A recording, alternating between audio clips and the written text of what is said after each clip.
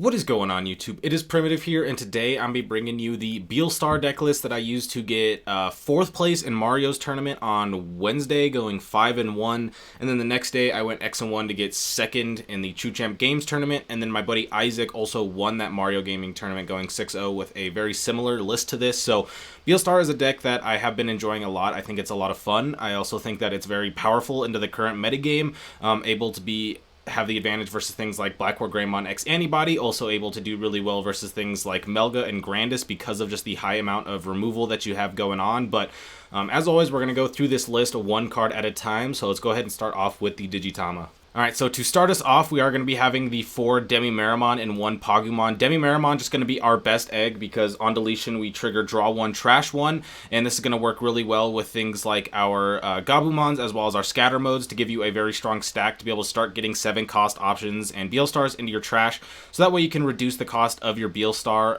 later in the game. And so we want the 4 Demi-Meramon, but there were multiple times where I found myself going to a 5th egg, and so I wanted to add a 5th egg, and after looking at a couple other eggs, I decided to go with the Pagumon, which on deletion trashes the top 2 cards of your deck. Now, this can be a hit or miss. There's some times where you hit 2 7 cost options off of this and it feels really good, and then there's times where you mill something like a Tamer in a scatter mode and it really doesn't do too much for you. But the thing is I've just gone to a 5th egg so many times that the 5th egg felt relevant enough to put in, and I just think that this is going to be the next best egg over the Demi-Meramon, so that way you can at least get some cards into your trash. We are playing a card that's very similar to this in the Missed Memory Boost, so the effect of trashing the top 2 of your deck isn't the worst, but it is inconsistent because with the cards in your hand when you're trashing, you get to choose what goes in there, as to where with the trashing the top, it can be a little bit of luck depending on if you hit really good or hit really bad. Now to move on into the rookies, we'll start off with the 4 Gabumon from BT2, and this is on deletion, draw 2, trash 1, which again, we want to be drawing and trashing from our hand, and so this is going to pair very well with the Demi-Meramon that we just went over, and our main champion in the scatter mode. So Gabumon is very strong. We are going to be playing this as a 4 of, and we also have another card later in the list that we'll go over that does synergize with the Gabumon, so this card is very important.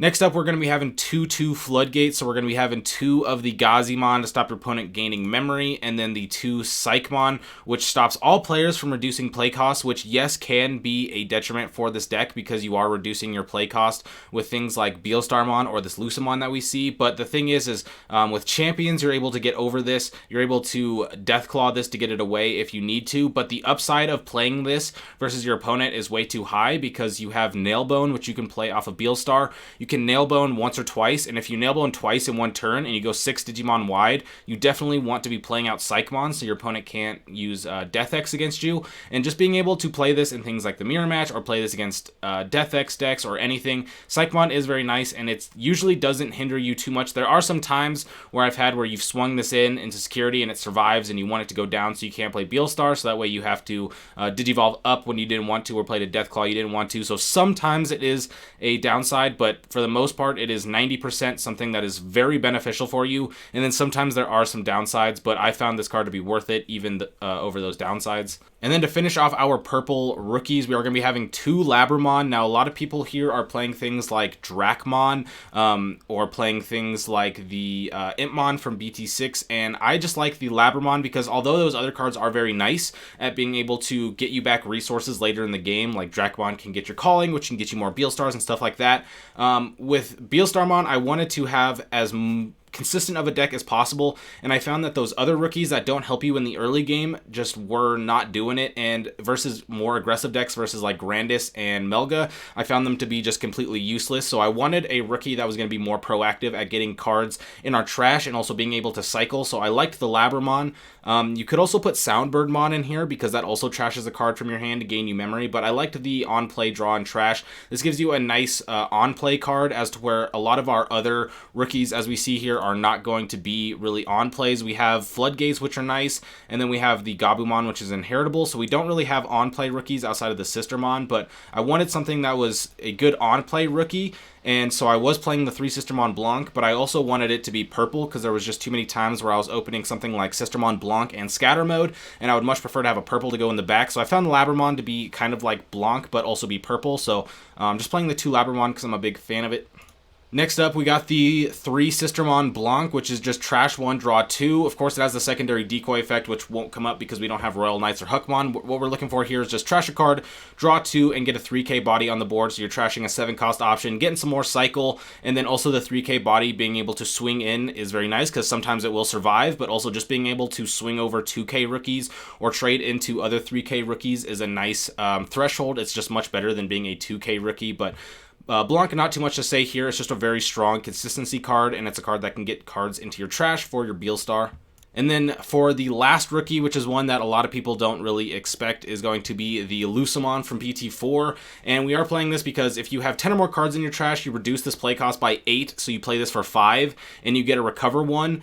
We were considering playing the Sistermon Blanc Awakened, which is essentially a 5-cost, put a Sistermon under, and you get to recover, and so we were going to pair that with the Sistermon Blanc that we just went over, but since it plays for 5 and recovers, this also plays for 5 and recovers, and it's a 10k body instead of being a 5k body, and the 10k has come up a ton, whether that be in security, they swing into something that's like with an 8k and they hit this and it goes down, or you can just have a 10k on the board, which is very hard for your opponent to get rid of, whether that be removal or blockers, and so the Beelstarmon's very annoying, and 10 cards is incredibly easy to get into your trash. Basically, one Gabu scatter mode stack will be able to get you 10 cards in your trash and play the Beelstarmon, and we are playing so many option cards that recovery in this type of deck just felt right, so that way if you get low, you can recover up. But I will say that in the tournaments that I played, I had at least 3 or 4 games that were single-handedly won because I was able to do something like remove your opponent's my opponent's Digimon and then recover with Beelstarmon, so that way they weren't able to get the aggression. That happened multiple times. Beelstarmon has been incredibly clutch, so it is a little bit weirder of a card, but I think it works perfectly in the deck, and it has definitely carried its weight. Now to get on into the champions, we are going to have a little bit weirder of a champion lineup because there's going to be a lot of one-ofs, but the thing is a lot of these you are considering really only bringing back with Nailbone. So I'll start off with the Vilemon and the Promote. We played these as one-ofs because these are mostly meant to be there to bring back with Nailbone. Being able to get this so you can rush when you play Nailbone, when you're playing Beelstar and keep turn, is very nice to be able to go for game, and then also being able to just set up a blocker has definitely helped me a lot. Be able to Nailbone out, set up a blocker as well as another rookie, so you get 2 bodies on the board plus the Beelstar and a blocker, so that way they can't swing in and go for game. Also setting up aggression, so they are very nice. And then the other one is going to be the Ogremon. You don't normally bring this back with the Nailbone, but I do like this as a security attack +1 Digimon. Being able to just swing in 2 checks at 5 seems not that impactful because it seems like it would die so often, but if you look at a lot of the decks in the metagame right now, usually less than like 16 to 18, like 16 to 18 or less cards in a lot of decks will actually kill this in security, meaning that there's 30 plus cards in most decks that you can swing into and Ogremon survive. So I've gotten double checks off of this quite consistently, but I decided to just play it at 1 because I am also playing the Dark Rizamon, which this card is actually pretty nice to bring back from the Nailbone because this is a pseudo scatter mode where it has on deletion draw 1, trash 1, which is very nice, but it also has retaliation, and the retaliation has come up clutch a lot of times because maybe you can't get rid of a stack because you only have blue option cards in your hand and you don't have a blue Tamer out yet, or maybe you just don't have removal in your hand, or your Beelstar costs too much. Being able just to Digivolve into retaliation and swing into a stack and delete it and then get draw 1, trash 1 has come up a bunch of times, and it's very powerful. So I do like the Dark Rizamon. I was playing this just kind of to test it, which is why these are kind of split as one-ofs, but now that I've played the Dark Rizamon more, I think this card is incredibly powerful, and I would definitely consider going to 2. Not only is the baby scatter mode help a lot with the progression of the deck, but the retaliation is something that it really gives something to this deck that it didn't have before that really helps. I didn't know it would be that impactful until I actually played it and was able to retaliate into multiple stacks, that it was very helpful. Like, for example, I was playing against a Jesmon deck that I probably, if I didn't have the Dark Rizamon, I would have lost, but they ended up having to swing over my stack with their Savior Huckmon, and I didn't have any removal cards in my hand, but I did have the Dark Rizamon, so I was able to go up, swing in with the retaliation, and get rid of their ultimate stack, and it just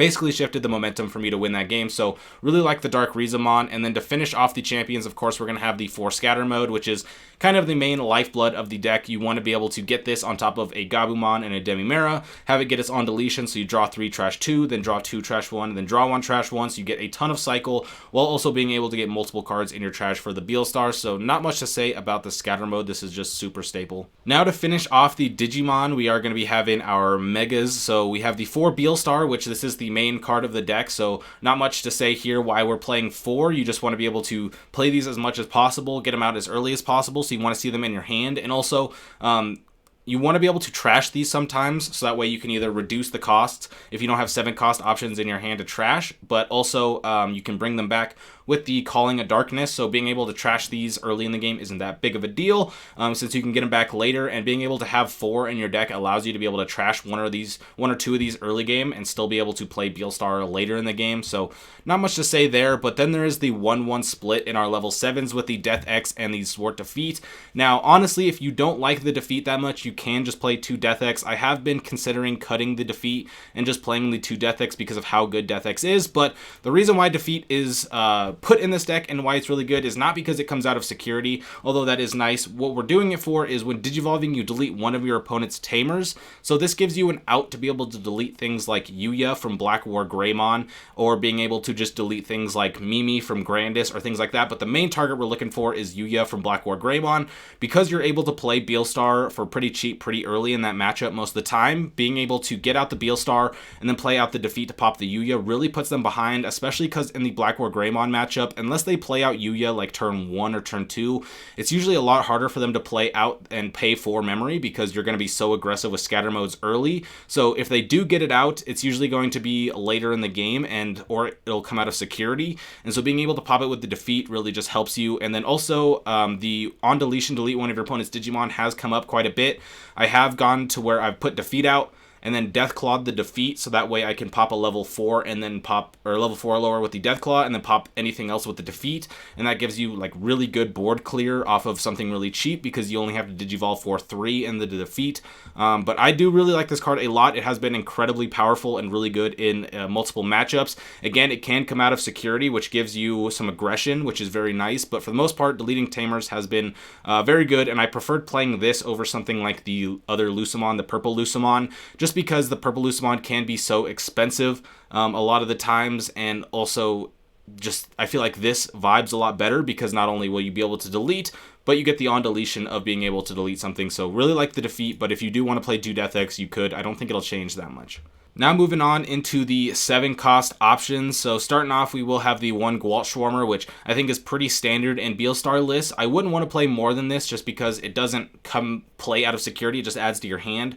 So it is a little bit slow, but this is one of your few ways to clear wide boards, and this is very good versus things like Jessmon or Bloomlordmon or D-Brigade, something like that. So I want to play this as a 1-of. You're going to see multiple 1-of option cards in this deck that are the 7 cost, and that's just because with Beelstar, you're going to be able to trash cards into your from your hand to your trash and then use them later with Beelstar. And so with how much cycle is going, you don't really need to play a lot of these options at more than a 1-of, because you're not going to use them every single game. And if it is just a card that's a dead card, when you draw it, you can just trash it, put it in your trash, and then it's no longer a dead card because it's now giving you reductions. So that's why we're going to see multiple 1-of option cards, but Gwalt is just going to be one of them because it is our nice go wide deletion. Another 1-of option card is going to be the Howling Crusher, and I think this card is absolutely staple in Beelstar. Some people have seen my list, thought this was interesting to play, and I honestly think it's just staple. This card is absolutely insane in multiple matchups. For example, you could have niche matchups like Examon or Bloomlord, where things like this, being able to strip all your opponent's sources, actually comes up very big because you get rid of all these inheritables. But the main thing that we're looking for are decks like Jessmon and Black War Greymon X Antibody, or mainly just Greymon decks, but decks like Jessmon, it also is very nice because, like I said earlier, in most games when you're playing against Black War Greymon X, they're not going to very easily be able to get out the Yuya unless they get it out early game. And so when your opponent sets up these stacks with things like Alterous Mode and the Greymon X Antibody with an X Antibody underneath, and they're able to have 3-4 layers of different protection. Well, you can just Howling Crusher, strip that all except for the Mega and the X Antibody, which then gives you the ability to clear it with anything because they no longer have protection. Or you could de-Digivolve it with the Death Xmon down to an X Antibody and clear it off like that. And so the Howling Crusher has been very nice. Again, this is a card where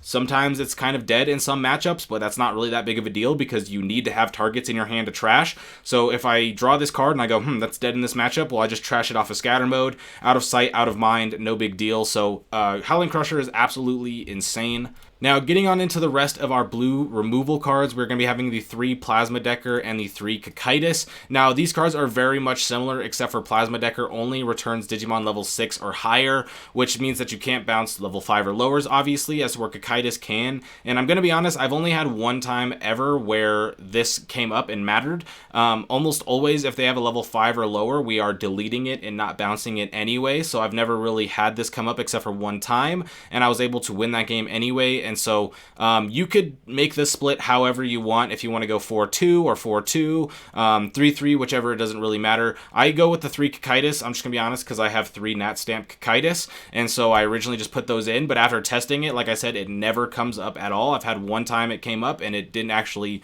matter. It just would have been nice if this was a Cocytus over Plasma Decker.